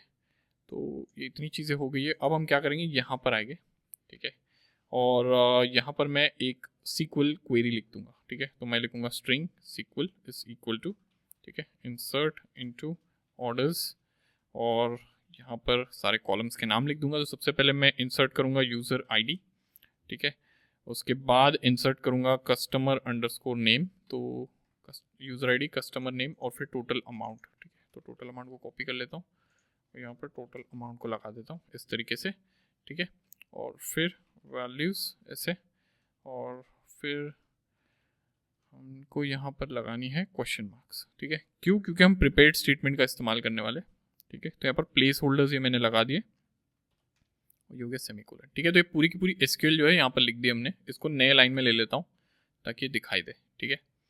ये पूरी की पूरी एसक्यूएल रेडी हो चुकी है, ठीक है। अब हमें क्या करना है, हमें ट्राई विथ रिसोर्सेस ब्लॉक जो है वो बनाना है, ठीक है, ट्राई, और यहाँ पर हमें लिखना है प्रिपेयर्ड स्टेटमेंट, और यहाँ पर लिखेंगे PSTMT, ठीक है, शॉर्ट फॉर्म थोड़ा, is equal to connection dot prepare statement, और यहाँ पर एसक्यूएल को पास कर देंगे, ठीक है। अब ये हमें बोलेगा कि कैच ब्लॉक को ऐड कर दो, तो कैच ब्लॉक ऐड हो जाएगा, ठीक है। तो ये हो चुका है, तो ये हो चुका है बेसिकली हमारे पास सीक्वल प्रिपेयर्ड स्टेटमेंट जनरेट, ठीक है, एग्जीक्यूशन के लिए। अब हमें क्या करना है, अब मुझे क्या करना है, ये जो प्लेस होल्डर वैल्यूज है एसक्यूएल में उसको सेट कर देते हैं। तो PSTMT डॉट सेट इंट, और सबसे पहले तो मैं यूज़र आईडी को सेट कर दूंगा, अच्छा यूज़र आईडी नहीं कस्टमर आईडी बोल रहे हो हम इसे, ठीक है। ये टर्मिनोलॉजी थोड़ी अलग हो गई, लेकिन ठीक है कोई बात नहीं। सेट इंटीजर, और फिर आएगा सेट स्ट्रिंग, सेट स्ट्रिंग तो दूसरा आएगा कस्टमर का नाम, और तीसरा है डबल वैल्यू, राइट, तो सेट डबल, अच्छा सेट डेट नहीं डबल, इस तरीके से। और यहाँ पर हमें अच्छा सॉरी यहाँ पर हमें सेट करना होगा अमाउंट प्राइस, इस तरीके से, ठीक है। तो ये इतना सेट हो चुका है। अब ये एरर क्यों दे रहा है, एक्सपेक्टेड 2 आर्ग्यूमेंट्स बट फाउंड 1, अच्छा सॉरी, तो यहाँ पर हमें इंडेक्स भी लिखना है। तो ये सबसे पहला इंडेक्स के लिए ये है, दूसरे इंडेक्स के लिए ये है, और फिर ये तीसरे इंडेक्स के लिए है, ठीक है। तो इतना सेट हो चुका है। अब हम क्या करेंगे, यहाँ पर कहेंगे integer rows is equal to pstmt.execute update ऐसे, और यहाँ पर लिख देंगे इंसर्टेड इनटू ऑर्डर्स, और कितना इंसर्ट किया हमने, रोज ऐसे, ठीक है। तो इंसर्शन हो चुका है। अब हम क्या करेंगे, जो कीज़ है वो हमें चाहिए, करेक्ट, यानी कि जो ऑर्डर आईडी जो जनरेट हुई है वो हमें चाहिए, क्योंकि वो हमें रिटर्न करना है यहाँ पर, ठीक है। तो देखिए हमें क्या करना चाहिए, यहाँ पर हम एक पैरामीटर भी लिखेंगे, हम एक एडिशनल पैरामीटर ऐड करेंगे प्रिपेयर्ड स्टेटमेंट में, क्योंकि हमें जो कीज़ जनरेट होगी, ये कीज़ ऑटो जनरेट हो रही है, हम जनरेट नहीं कर रहे। कीज़ का मतलब क्या है, ऑर्डर आईडी, करेक्ट। तो ये जो की है वो ऑटोमेटिकली जनरेट हो रही है, हम नहीं कर रहे, और हम चाहते हैं कि एग्जीक्यूशन के बाद ये जो कीज़ है वो हमें मिले। तो यहाँ पर एक पैरामीटर मेंशन करना होता है, तो आप कर सकते हो statement dot return generated keys. ये देखिए ये फ्लैग है एक, इसको मेंशन कर दीजिए रिटर्न जनरेटेड कीज। जैसे ही आप मेंशन करते हो इसको, तो आपको जो आपको रिजल्ट सेट मिलेगा बेसिकली, और रिजल्ट सेट में से आप जनरेट कीज निकाल सकते हो, ठीक है। अब रिजल्ट सेट आपको कैसे मिलेगा, तो देखिए इतना हो चुका है। अब आप क्या कर सकते हो, यहाँ पर मैं लिखूँगा, अच्छा यहाँ पर मैं लिखूँगा फिर से एक ट्राई ब्लॉक, और ट्राई ब्लॉक में इस बार मैं लिखूँगा result set R S is equal to pstmt.get generated keys, ठीक है। तो अब हमें जनरेटेड कीज मिल जाएगी, और फिर मैं यहाँ पर इफ स्टेटमेंट की मदद से rs.next इस पर ट्रैवर्स करूँगा, और यहाँ पर कहूँगा integer order ID is equal to rs.getInt first. तो फर्स्ट जो भी हमें मिल रहा है रिजल्ट सेट में, उसको हम रिट्रीव कर रहे हैं, और फिर इसको प्रिंट भी कर रहे हैं कि ये है हमारी order ID generated, order ID, और हम इसे प्रिंट कर सकते हैं ऑर्डर आईडी के तौर पर ऐसे, और फिर हम इसे रिटर्न करेंगे ऑर्डर आईडी ऐसे, ठीक है। और अगर ये जनरेट नहीं होता है तो हम फिर यहाँ पर एल्स कर सकते हैं, और यहाँ पर थ्रो कर सकते हैं न्यू एसक्यूएल एक्सेप्शन, और यहाँ पर लिख देंगे ऑर्डर आईडी नॉट जनरेटेड, इस तरीके से लिख सकते हैं, ठीक है। तो उम्मीद करता हूँ ये समझ में आया आपको, ये कि हमने क्या किया है। ये इंसर्ट ऑर्डर का ऑपरेशन हमने किया है, सिर्फ इंसर्ट ऑर्डर आइटम अभी छुआ भी नहीं हमने, ठीक है। तो देखिए यहाँ पर ये इंसर्ट क्वेरी हमने जो पहले जनरेट कर ली, फिर प्रिपेयर्ड स्टेटमेंट को क्रिएट कर लिया। अब प्रिपेयर्ड स्टेटमेंट में एक एडिशनल फ्लैग हमने मेंशन किया है कि हमें जनरेटेड कीज जो है, कीज मतलब जो प्राइमरी कीज जो जनरेट होगी आफ्टर इंसर्शन, उसको रिटर्न कर दिया जाए, वो हमें चाहिए, ठीक है। ये हमने प्रिपेयर्ड स्टेटमेंट में प्लेस होल्डर्स सेट कर दिए, फिर हमने इसको एग्जीक्यूट कर दिया, ठीक है। इतना करने के बाद हमने रिजल्ट सेट को यूज़ किया, रिजल्ट सेट। अब रिजल्ट सेट में से आपने क्या किया है, ऑर्डर आईडी को एक्सट्रैक्ट किया, ठीक है। रिजल्ट सेट हमने ऐसे निकाला रिजल्ट सेट को कि prepared statement dot generated keys, और फिर ऑर्डर आईडी को निकाल कर हमने जो ऑर्डर आईडी है उसको रिटर्न कर दिया, ठीक है। तो इतना करने के बाद ये जो एरर है वो चली जाएगी फॉर इंसर्ट ऑर्डर आइटम, और हमारे पास यहाँ पर ऑर्डर आईडी आ जाएगी खुद ब खुद, ठीक है। इतना हो चुका है। अब हमें क्या करना चाहिए, हमें जो नेक्स्ट मेथड है जो कि इंसर्ट ऑर्डर आइटम, उसको क्रिएट कर लेना चाहिए, ठीक है। ऑर्डर आईडी आ चुकी है, ये वॉइड आ चुका है, ठीक है। कनेक्शन ठीक है, ये कनेक्शन ठीक है, इंटीजर, और ये होगी ऑर्डर आईडी, ठीक है। स्ट्रिंग, ये लैपटॉप नहीं होना चाहिए, ये होना चाहिए प्रोडक्ट नेम, और फिर यहाँ पर ये इंटीजर, ये होना चाहिए क्वांटिटी, और फिर ये डबल, ये होना चाहिए प्राइस, ठीक है। तो इतना हो चुका है। ये हमने सारा प्रीडिफाइंड जो था उसको हमने अपडेट कर दिया है, ठीक है। अब देखिए जो चीज़ें होगी वो सिमिलर होगी, तो मैं यहाँ से काफ़ी सारा कोड जो है उसको कॉपी कर लेता हूँ, काफ़ी सारा कोड, ठीक है। यहाँ पर आ जाते हैं, इंसर्ट इनटू ऑर्डर नहीं होगा, ये ऑर्डर आइटम्स होगा, ठीक है। यहाँ पे जो वैल्यूज है इसको चेंज कर लेते हैं, तो यूज़र आईडी के बजाय ऑर्डर आईडी आ जाएगी यहाँ पर, देखिए ऑर्डर आईडी, ठीक है। कस्टमर नेम के बजाय प्रोडक्ट नेम आ जाएगा, ठीक है। तो प्रोडक्ट नेम आ जाएगा। टोटल अमाउंट नहीं है, क्वांटिटी है यहाँ पर, क्वांटिटी और फिर प्राइस है, तो क्वांटिटी लिख देता हूँ, और फिर यहाँ पर प्राइस लिख देता हूँ, ठीक है।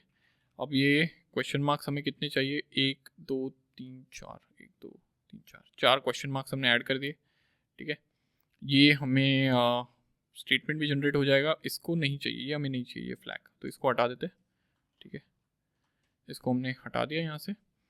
अब ये हमने इंटीजर सेट कर लिया यहाँ पर ऑर्डर आईडी, तो ये होगा ऑर्डर आईडी, ठीक है। फिर ये है स्ट्रिंग, तो प्रोडक्ट नेम, ठीक है। और ये है क्वांटिटी हमें सेट करनी है और प्राइस सेट करनी है, ठीक है। तो ये तो हो गया प्राइस, प्राइस होगा 4th पैरामीटर। अच्छा, और इसको डुप्लीकेट कर लेते हैं, सेट इंटीजर, और ये होगा 3rd पैरामीटर, और ये होगा स्टॉक क्वांटिटी, ठीक है, इस तरीके से। और यहाँ पर आप लिख सकते हो इंसर्ट इनटू ऑर्डर आइटम्स, ऐसे,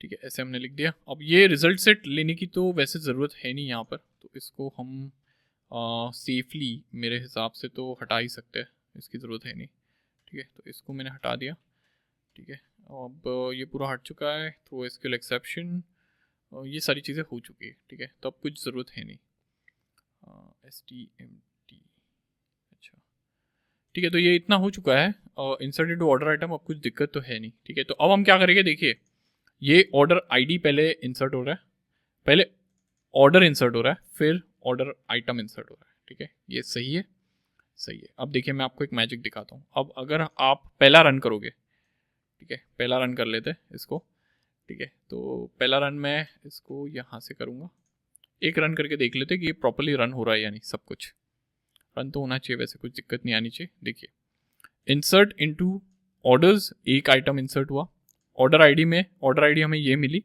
और फिर ऑर्डर आइटम्स में भी इंसर्ट हो गया। तो अब यहाँ पर अगर आप आके देखते हो, ठीक है, यहाँ पर अगर आप आके देखते हो तो यहाँ पर रन करते हैं सिलेक्ट स्टार फ्रॉम ऑर्डर्स, ठीक है, और फिर select star from order items, ठीक है, ऐसे।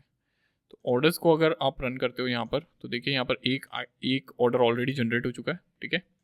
ऑर्डर आइटम्स को अगर रन करते हो तो वो भी जनरेट हो चुका है, ठीक है।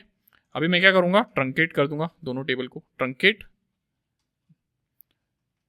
टेबल ऑर्डर्स, ठीक है, फिर इसको डुप्लीकेट करके ऑर्डर आइटम्स। अब ट्रंकेट का मतलब क्या है, मैं डेटाबेस स्ट्रक्चर को ऐसे ही रख रहा हूँ, लेकिन जो डेटा है अंदर का उसको मैं डिलीट कर रहा हूँ। अच्छा, तो पहले मैं ऑर्डर्स को नहीं कर सकता, पहले मुझे आइटम्स को करना पड़ेगा, और फिर ऑर्डर्स को मैं पहले क्यों नहीं ट्रंकेट कर सकता, क्योंकि इसमें फॉरेन की रिलेशनशिप है, ठीक है। तो सबसे पहले ऑर्डर आइटम्स को करना है और फिर ऑर्डर्स को। अच्छा, ये कुछ दिक्कत हो रही है, तो यहाँ पर देखता हूँ ऑर्डर्स हुआ है ट्रंकेट, ऑर्डर्स नहीं हुआ है, ऑर्डर आइटम्स ये हो चुका है, तो ऑर्डर्स क्यों नहीं हुआ है, ठीक है। तो ये मुझे लगता है ऑर्डर आइटम्स ट्रंकेट हो चुका है। अब मुझे इसको कमिट करना पड़ेगा, कमिट नाम का एक कमांड है जो कहता है कि ये चेंजेस फाइनल है, ये मैंने कर दिया। अब मुझे ऑर्डर्स को हटाना पड़ेगा। अच्छा, ये नहीं हो रहा है, ये क्यों नहीं हो रहा है। थोड़ा रिसर्च के बाद मुझे समझ में आया ऐसी कोई दिक्कत तो है नहीं कमांड्स में, और रन कर रहे हैं कमांड्स, बट प्रॉब्लम ये ऑर्डर्स मुझे ट्रंकेट नहीं करने दे रहा है, तो मुझे फॉरेन की चेक्स को डिसेबल करना होगा, ये कमांड है, और फिर मुझे ऑर्डर्स को ट्रंकेट करना होगा। तो देखिए ये हो चुका ट्रंकेट, और फिर मुझे इसको इनेबल करना होगा फिर से, ठीक है। तो इसके बाद ही ये चली है ऑपरेशन, ठीक है। लेकिन अगर अभी आप देखोगे तो दोनों में कोई डेटा नहीं है, ठीक है, हमने ट्रंकेट कर दिया। अब देखिए मैं इस एक सिनेरियो सिमुलेट करता हूँ। तो मान लीजिए आप एक एप्लीकेशन पर काम कर रहे हो, और ये आपके ऑर्डर प्लेसमेंट की जो जर्नी है उसका पार्ट है। तो सबसे पहले आपको ऑर्डर टेबल में इंसर्ट करना है, और उसके बाद ऑर्डर आइटम्स में इंसर्ट करना है। अब मान लीजिए ऑर्डर आइटम में इंसर्ट करते वक्त कोई एक्सेप्शन आ जाती है, ठीक है। तो ये ऑर्डर आइटम का कोड है यहाँ पर, ठीक है। ये इंसर्ट करते वक्त, ठीक है, कोई एक्सेप्शन आ गई, तो मैं क्या करता हूँ, यहाँ पर एक एक्सेप्शन जनरेट कर देता हूँ, integer x is equal to 10 divide by 0, ठीक है। जानबूझकर मैंने एक एक्सेप्शन जनरेट कर दी है, ये एक्सेप्शन जनरेटिंग कोड है, ठीक है, जानबूझकर। अब इसको रन करते हैं हम।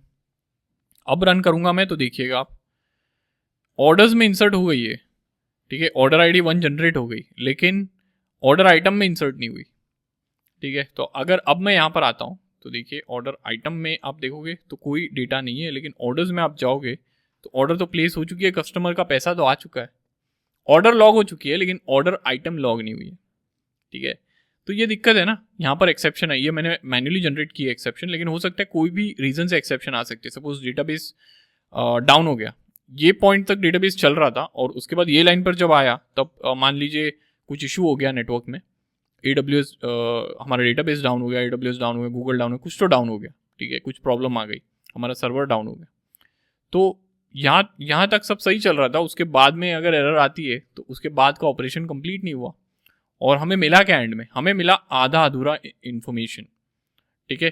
तो ये हो गया हमारा डेटा करप्ट, ठीक है, हमारे एप्लीकेशन में दिक्कत आ गई। अब कस्टमर बोलेगा ये मैंने ऑर्डर तो प्लेस किया था, अमाउंट तो डेबिट हुई है, हम बोलेंगे कि हमारे पास तो कौन से आइटम उसने ऑर्डर किए वो है ही नहीं, तो क्या शिप करना है कस्टमर को, करेक्ट, शिप क्या करना है। तो ये आ गई प्रॉब्लम। अब मान लीजिए आप बड़े एप्लीकेशन पर काम कर रहे हो तो इमेजिन कर सकते हो ये कितनी बड़ी इशू है। 1000 ऑर्डर्स अगर हर सेकंड पे आ रहे हैं, कोई बड़ी सेल चल रही है, तो मान लीजिए ये तो पूरा गूफअप हो जाएगा, कस्टमर सर्विस पूरा दिन बचता रहेगा, ठीक है। तो ऐसे इश्यूज को रिजॉल्व करने के लिए ट्रांजैक्शंस का इस्तेमाल करेंगे अब हम, ठीक है। तो देखिए जनरली आप कभी भी यहाँ पर कोड लिखते हो तो वो ऑटो कमिट होता है। ऑटो कमिट का मतलब क्या है, ऑटो सेव। तो आपको क्या करना है, सबसे पहले जैसे ही डेटाबेस को आप कनेक्ट कर लेते हो, यहाँ पर आपको कहना है connection dot set auto commit और आपको लिखना है फॉल्स, ठीक है। ऑटो कमिट हो चुका है फॉल्स, इसका मतलब अब कमिट नहीं होगा, ठीक है। तो आपने क्या किया है, you have turned of auto commit which means you have turned of auto save. तो ऑटो सेव नहीं होगा, ठीक है, इसका मतलब है नो ऑटो सेव, ठीक है, आपने ये बोल दिया इसे। अब क्या होगा, ये दोनों ऑपरेशंस अगर खत्म होते हैं तो ही आप यहां पर कहोगे कनेक्शन डॉट कमिट, ऐसे आप मैन्युअली कमिट कर रहे हो, ठीक है, मैन्युअल कमिट ऐसे, ठीक है। तो ये आपने किया है और यहां पर आप लिख भी दो ट्रांजैक्शन कमिटेड सक्सेसफुली, इस तरीके से, ठीक है। तो आपने क्या किया है, यहाँ पर पहले कमिट को डिसेबल किया है और फिर आपने कमिट को एनेबल किया है, सॉरी मैन्युअली कमिट किया है। और फिर यहाँ पर मैं एक फाइनली ब्लॉक भी ऐड कर देता हूँ, यहाँ पर मैं लिख दूंगा कनेक्शन, अच्छा यहाँ पर तो नहीं होगा, अब ये मुझे क्या करना होगा, यहाँ पर एक ट्राई कैच ब्लॉक दूसरा लेना होगा, ठीक है। एक मिनट, मुझे क्या करना था, ऑटो कमिट को एनेबल करना था, तो मैं क्या कर लेता हूँ, यहाँ पर लिख लेता हूँ एक ट्राई कैच ब्लॉक, ठीक है। यहाँ पर एक सिंपल सा ट्राई विथ फाइनली ऐसे लिख देता हूँ और ये जो मेरे स्टेटमेंट्स है इसको एक ट्राई कैच ब्लॉक में मूव कर देता हूँ इस तरीके से, ऐसे, ठीक है। और यहाँ पर फाइनली में मैं लिख दूंगा कि connection dot set auto commit true.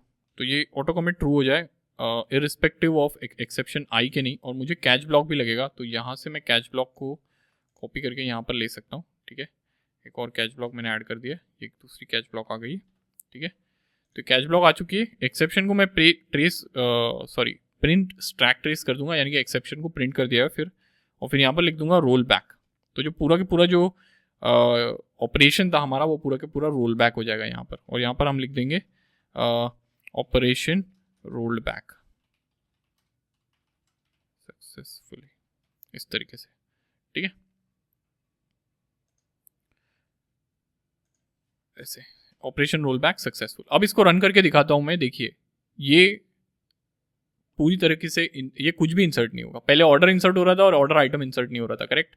यहाँ पे एक्सेप्शन जनरेट हो रही है, अब कुछ भी इंसर्ट नहीं होगा। तो मैं रन करके आपको दिखाता हूँ, यहाँ पर रन किया मैंने, अब देखिए यहाँ पर एक्सेप्शन आ गई, ऑर्डर आईडी जनरेट हुई है, लेकिन अच्छा यहाँ पर एक्सेप्शन आई, लेकिन ये रोल बैक नहीं हुआ है। तो मेरे को एक बार देख लेने दीजिए क्या दिक्कत आई है। अच्छा रोल बैक नहीं हुआ है सक्सेसफुली, पर देख लेने दीजिए मुझे क्या दिक्कत हुई है यहाँ पर।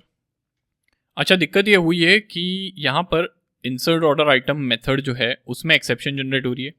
एक्सेप्शन जो जनरेट हो रही है वो है डिवाइड बाय 0 अरिथमेटिक एक्सेप्शन, लेकिन हम कैच कर रहे एसक्यूएल एक्सेप्शन, तो ये दिक्कत है। तो यहाँ पर एसक्यूएल एक्सेप्शन नहीं एक्सेप्शन लिखना है, ताकि जो भी एक्सेप्शन है वो यहाँ पर कैच हो जाए, ठीक है। इसको फिर से रन करता हूँ, अब ये चलेगा, देखना।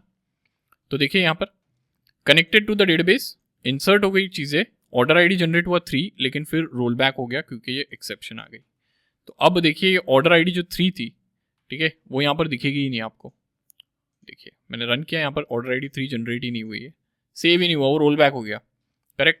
आपको उम्मीद करता हूँ आपको इशू भी समझ में आया। देखिए यहाँ पर ये कौन सा एक्सेप्शन जनरेट हो रहा था, ये एक्सेप्शन या ये जो एरर जनरेट हो रही थी वो था अरिथमेटिक एक्सेप्शन। आप यहाँ पर देख सकते हो ये अरिथमेटिक एक्सेप्शन है, ठीक है। अब यहाँ पर हमने पहले लिखा हुआ था, यहाँ पर हमने लिखा हुआ था एसक्यूएल एक्सेप्शन। एसक्यूएल एक्सेप्शन अगर आप लिखते हो तो वो अरिथमेटिक एक्सेप्शन और एसक्यूएल एक्सेप्शन मैच नहीं करते।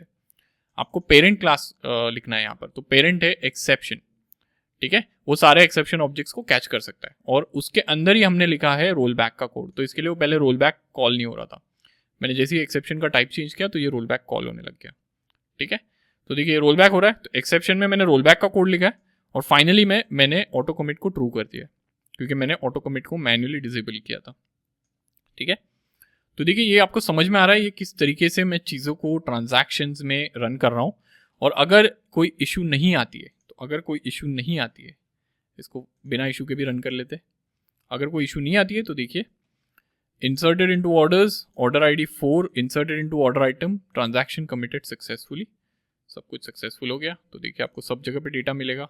आपको पहले ऑर्डर्स में डेटा मिलेगा, ये देखिए ऑर्डर आईडी 4, और ऑर्डर आइटम्स में डेटा मिलेगा चूँकि डेटा फॉर ऑर्डर आईडी 4, और देखिए जो डेटा था वो जनरेट हुआ है फॉर ऑर्डर आईडी 4। तो उम्मीद करता हूँ ये क्लियर रहा है कि किस तरीके से ट्रांजैक्शंस का आप इस्तेमाल कर सकते हो, रोल बैक किस तरीके से काम करता है, ऑटो कमिट क्या होता है। देखिए डिफॉल्ट सेटिंग होती है ऑटो कमिट ट्रू होता है, यानी कि आप जो भी इंसर्ट करोगे अपडेट करोगे वो कमिट हो जाएगा। डिफॉल्ट सेटिंग ये होती है, ठीक है। अब यहाँ पर क्या क्या किया जा रहा है कि हमने मैन्युअली इसको ऑटो कमिट जो है, सेविंग को क्या बोलते हैं, कमिट, तो ऑटो कमिट जो है उसको फॉल्स किया सबसे पहले, यानी कि बाय डिफॉल्ट सेव नहीं करना, मैं रोल बैक भी कर सकता हूँ, ठीक है। सबसे पहले एक टेबल में हमने इंसर्ट किया, दूसरे टेबल में इंसर्ट किया, बीच में कहीं एरर आ रही है तो ये एक्सेप्शन में जाएगा, कैच ब्लॉक में ऑफ कोर्स। यहाँ पर हम रोल बैक कर रहे हैं और एक मैसेज भी प्रिंट कर रहे हैं, और फिर यहाँ पर लिख रहे हैं हम फाइनली में ऑटो कमिट को ट्रू कर रहे हैं। तो फाइनली ब्लॉक इररिस्पेक्टिव कि एक्सेप्शन आए या ना आए वो एग्जीक्यूट होनी है, यही रोल है फाइनली ब्लॉक का। तो मैं इसको ऑटो कमिट ट्रू भी कर दे रहा हूँ, ठीक है। तो देखिए दो ट्राई ब्लॉक है, ये पहला ट्राई कैच ब्लॉक है जो कि ट्राई विथ रिसोर्सेज है, जहाँ पर हम कनेक्शन को ओपन कर रहे हैं। फिर अंदर एक और ट्राई ब्लॉक है जहाँ पर हम फाइनली और कैच ब्लॉक का इस्तेमाल कर रहे हैं कि अगर कोई एक्सेप्शन आती है तो रोल बैक वगैरह में उसे इस्तेमाल किया जाए, ठीक है। उम्मीद करता हूँ ये काफ़ी क्लियर रहा। देखिए मैं एक दो पॉइंट्स और बोलना चाहूँगा यहाँ पर। आप कह रहे हो कि अच्छा ये काफ़ी मैन्युअली किया है हमने, कनेक्शन को ऑटो कमिट सेट किया है, फिर ये इंसर्ट किया है, कमिट किया है, फिर मैन्युअली रोल बैक कर रहे हैं। मैं तो स्प्रिंग बूट पढ़ रहा हूँ, तो देखिए स्प्रिंग बूट अगर आप पढ़ना चाहते हो, मैं आपको एक चीज़ बता देता हूँ, ये सारी चीज़ें आपको स्प्रिंग बूट में नहीं करनी है। क्या अभी एक नेक्स्ट क्वेश्चन होगा, अच्छा ये सारी चीज़ें अगर नहीं करनी है तो ये हम पढ़ क्यों रहे हैं, ठीक है। ये ऑटो कमिट करना है, ये सारी चीज़ें स्प्रिंग बूट खुद ब खुद हैंडल कर लेता है। मैं आपको बता देता हूँ, एक एनोटेशन आपको लगाना है, बस एक एनोटेशन, ओनली वन एनोटेशन, और आपको सिर्फ स्प्रिंग बूट को ये बोलना है कि इतने जो पीस ऑफ कोड है, ये जो पीस ऑफ कोड है ये ट्रांजैक्शन है, ठीक है। यहाँ पर क्या कर रहे हो आप, मैन्युअली लिख रहे हो कि अच्छा यहाँ पर ऑटो कमिट बंद कर दो और यहाँ से ट्रांजैक्शन ये आप स्टार्ट कर रहे हो क्योंकि आपके लिए ट्रांजैक्शन है। फिर यहाँ पर मैन्युअली कमिट कर रहे हो और अगर इशू आ जाती है तो आप रोल बैक कर रहे हो। ये सब स्प्रिंग बूट में नहीं करना है आपको, स्प्रिंग बूट में लिख देना है कि ये दो लाइन जो है ये ट्रांजैक्शन है, ठीक है। बस आपने सिर्फ इतना बता दिया तो वो खुद से ऑटो कमिट बंद करके रोल बैक, अगर कोई इशू आता है तो रोल बैक कर लेगा, और अगर कोई इशू नहीं आता है तो कंप्लीटली कमिट कर देगा, ये खुद ब खुद कर लेगा वो। आपको उसको बोलना ही नहीं है कि कमिट कब करना है, रोल बैक कब करना है, ये सारी चीज़ें आपको बोलना ही नहीं, ऑटो कमिट को फॉल्स करो, ये सब बोलना ही नहीं है आपको। सिर्फ उसको ये बोल देना कि ये ट्रांजैक्शन है, बस वो समझ जाएगा और सब कुछ कर लेगा रन टाइम पे, ठीक है। तो क्वेश्चन याद है, ये सब अंडरलाइन चीज़ें हम समझ क्यों रहे हैं, ये सारी चीज़ें समझना ज़रूरी है कि बिहाइंड द सीन्स चीज़ें कैसे काम करती हैं। बिहाइंड द सीन्स ये सारी चीज़ें समझना इसलिए ज़रूरी है, मैं फिर से बोल देता हूँ, ये सारी चीज़ें समझना इसके लिए ज़रूरी है ताकि आपको बिहाइंड द सीन्स चीज़ें काम कैसे करती है वो समझ में आए। लोग क्या करते हैं, डायरेक्टली स्प्रिंग बूट सीख लेते हैं और फिर उन्हें ये बिहाइंड द सीन्स की चीज़ें पता नहीं होती और फिर इंटरव्यू वगैरह में पिट जाते हैं, ठीक है। इंटरव्यू में हमें पिटना नहीं है, हमें ये सारी चीज़ें पता होनी चाहिए कि अच्छा बाय डिफ़ॉल्ट चीज़ें ऑटो कमिट होती है। तो स्प्रिंग बूट की यहाँ पर वैल्यू भी समझ में आती है आपको, ठीक है। ये इतना सारी जो मैनेजमेंट के रिलेटेड चीज़ें हैं जो हम मैनुअली कर रहे हैं, ये सारी चीज़ें स्प्रिंग बूट ऑटोमेटिकली कर देता है खुद से। आप सिर्फ उसको इतना बताते हो ट्रांजैक्शन है ये, ठीक है, और बस वो खुद से कर लेता है। तो उम्मीद करता हूँ आपको समझ में आया कि हम ये क्यों सीख रहे हैं। और ये सबसे पहली चीज़ तो देखो आपको समझ में आनी चाहिए। मैं आपको इंपॉर्टेंट चीज़ें बता देता हूँ। सबसे पहले आपको समझ में आना चाहिए ट्रांजैक्शंस क्या होते हैं। ठीक है, तो यहाँ पर ये दो चीज़ें थी, ये ट्रांजैक्शन है, ये रियल वर्ल्ड सिनेरियोज मैंने लिए हैं, एक्चुअल टेबल्स हमने क्रिएट किए। तो ट्रांजैक्शंस क्या होते हैं? कमिट रोल बैक का मतलब क्या है? कमिट मतलब सेविंग, रोल बैक का मतलब रिवर्ट कर देना ऑपरेशन को। तो या तो ये पूरी चीज़ सेव होगी या तो ये पूरा चीज़ रिवर्ट हो जाएगा, इसीलिए ये ट्रांजैक्शन है। ठीक है, दूसरी चीज़ कमिट रोल बैक हम कैसे करते हैं ये समझ में आना चाहिए। ठीक है, JDBC में हम कैसे करते हैं ये कमिट रोल बैक। और तीसरी चीज़ आपको ये समझना ज़रूरी है कि स्प्रिंग बूट में हम ये सब नहीं करने वाले। ये सारी चीज़ें हम क्यों सीख रहे हैं ये भी समझना ज़रूरी है। इंटरव्यूज़ अंडरलाइन चीज़ें समझने में ये काफ़ी हेल्प करता है।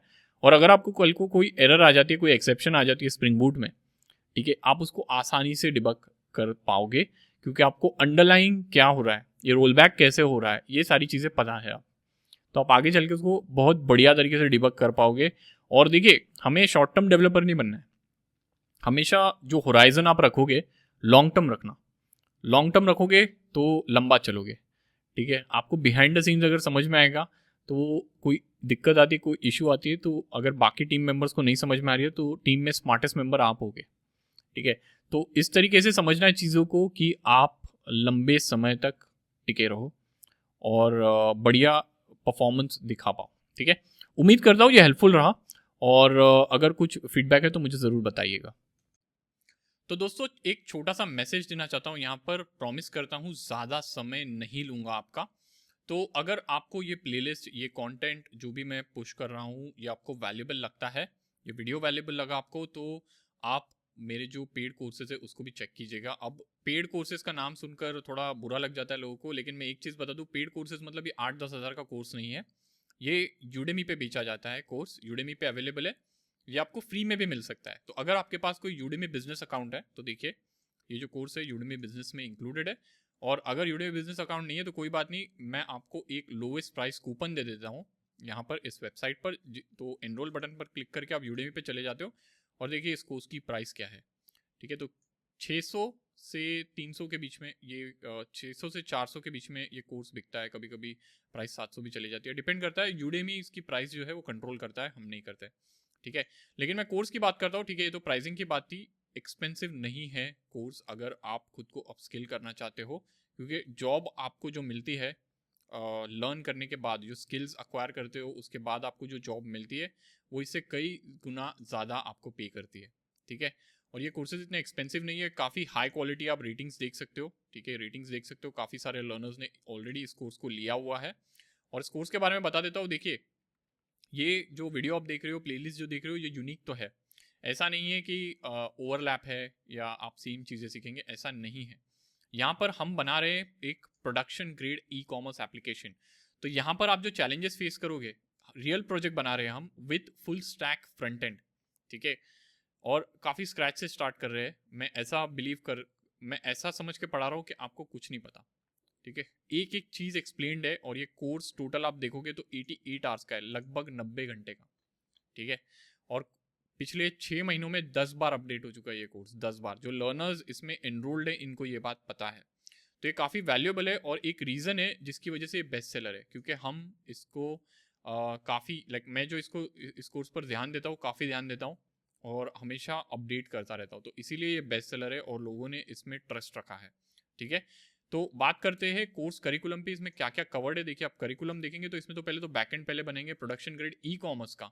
तो इसमें जो चैलेंजेस आप फेस करेंगे वो काफ़ी यूनिक चैलेंजेस है जो एक ई कॉमर्स एप्लीकेशन में फेस की जाती है। ठीक है, e commerce production grade application में डिप्लॉयमेंट सिखाऊंगा आपको। आपको रिएक्ट नहीं आती क्योंकि फ्रंट एंड बनाएंगे हम लोग, आपको रिएक्ट नहीं आती तो रिएक्ट भी इंक्लूडेड है। आपको जावास्क्रिप्ट अगर नहीं आती तो जावास्क्रिप्ट भी इंक्लूडेड है। ठीक है, रिएक्ट, जावास्क्रिप्ट, फ्रंट एंड की टेक्नोलॉजीज इंक्लूडेड है।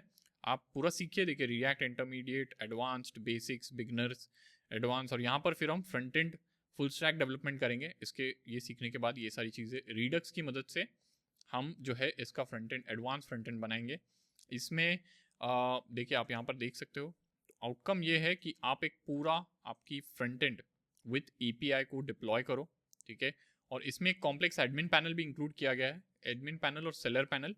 जिसके ज़रिए आप role based access control manage कर सकते हो फ्रंट एंड पे।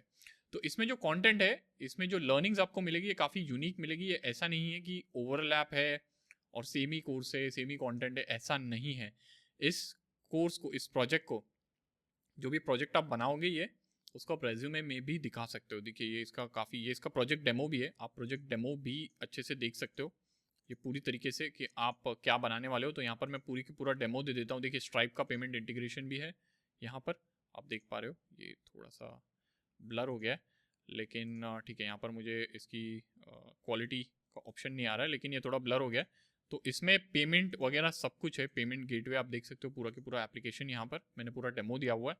और इसके रिव्यूज़ भी आप देख सकते हो, रिव्यूज़ भी छुपे नहीं है और रिव्यूज़ पब्लिकली होस्टेड है। मेरी वेबसाइट पे रिव्यूज़ नहीं है। देखिए अगर मेरी वेबसाइट पे होता, नॉर्मली क्या होता है वेबसाइट पे लोग है ना, रिव्यूज़, फेक रिव्यूज़ भी देखने मिलते हैं लोगों को, लेकिन ये रिव्यूज़ है कोई एक्सटर्नल साइट पे यूडेमी पर, जो कि एक ट्रस्टवर्दी प्लेटफॉर्म है, ठीक है।